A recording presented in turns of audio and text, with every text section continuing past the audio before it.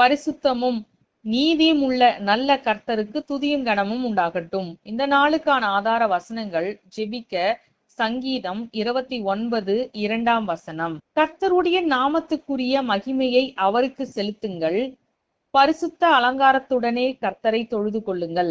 துதிக்க யோவேல் 2:32. கர்த்தருடைய நாமத்தை தொழுது கொள்கிறவன் எவனோ அவன் ரட்சிக்கப்படுவான். கர்த்தருடைய ஜனமாகிய நாம் அவருடைய வல்லமையும் பராக்கிரமும் நிறைந்த பயங்கரமான நாமத்திற்கு எப்பொழுதும் பயந்து நடக்கிறவர்களாய் காணப்பட வேண்டும் என்றும், அவருடைய ஆலயத்தில் நாம் பயபக்தி உள்ளவர்களாய் நடந்து கொள்ளும்படிக்கு கர்த்தர் நமக்கு கிருபை செய்ய வேண்டும் என்று நம்மை ஒப்பு கொடுத்து ஜெபிக்கலாம்.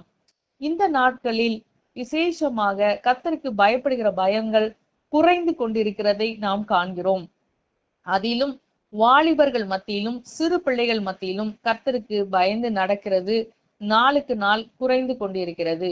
இந்த அவல நிலை நம்முடைய சபைகளில் மாற வேண்டும் என்றும், கர்த்தருக்கு முன்பாக பரிசுத்தத்தோடும் உண்மையோடும் நடந்து கொள்ள கர்த்தர் நமக்கு கிருபை செய்து நம்மை வழிநடத்த வேண்டும் என்றும், எல்லாவற்றுக்கும் மேலாக அவருடைய பரிசுத்த ஆவியானவருக்கு கீழ்ப்படிந்து வாழக்கூடிய சுத்த இருதயத்தை கர்த்தர் நம்மிலே சிருஷ்டிக்க வேண்டும் என்றும் இந்த நாளில் காத்திருந்து ஜெபிக்கலாம்.